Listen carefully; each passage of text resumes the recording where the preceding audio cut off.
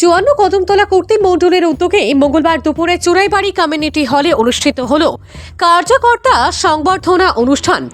এদিন প্রদীপ প্রজ্বলনের মধ্য দিয়ে এই কর্মসূচির সূচনা করেন ত্রিপুরার রাজ্যে প্রদেশ বিজেপির মণ্ডল সভাপতি বিমল পুরকায়স্থ।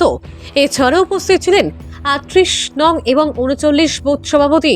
ওনাদের যৌথ উদ্যোগে আজকের এই সভায় উপস্থিত ছিলেন আশুতোষ চৌধুরী, প্রধান সঞ্জিত পাল, উপপ্রধান মৌসুমী দাস, রঞ্জিত চন্দ্র, উত্তর জেলার প্রাক্তন মণ্ডল সভাপতি রাজাধর, জেলা সভাধিপতি।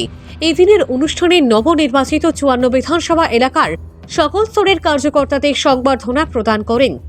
এদিন কদমতলা এলাকার সাংবাদিক ভানুচন্দ্রকেও এই অনুষ্ঠানে সংবর্ধনা প্রদান করা হয়। পাশাপাশি কদমতলা মণ্ডল কমিটির পক্ষ থেকে এদিন মণ্ডল সভাপতি বিমল পুরকায়স্থকেও উষ্ণ সংবর্ধনা প্রদান করা হয়।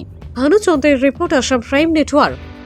আমার ইলেকট্রিক মিডিয়া এবং প্রিন্ট মিডিয়ার সাংবাদিক বন্ধুদের ধন্যবাদ জানাই। আজকে মূলত আমাদের কদমতলা কর্তৃ মণ্ডলের অন্তর্গত চুরাইবাড়ি শক্তি কেন্দ্রের ৩৮ এবং ৩৯ নং বুথের উদ্যোগে আমাদের যে ২০২৪ সংগঠন পর্ব শেষে আমরা প্রত্যেকটি মণ্ডলীর নবনির্বাচিত মণ্ডল সভাপতিদেরকে আমরা পেয়েছি।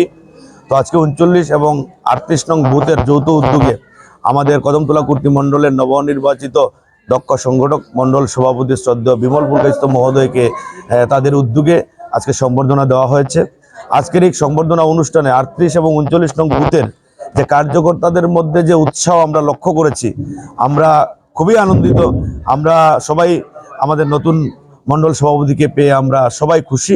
আমরা আগামী দিনে ওনাকে নিয়ে আমাদের এই কদমতলা কর্তৃ মণ্ডলকে আরও শক্তিশালী করব, এই কথাগুলো বলে আমাদের প্রত্যেক কার্যকর্তা আজকে এখান থেকে শপথ নিয়ে গেছেন।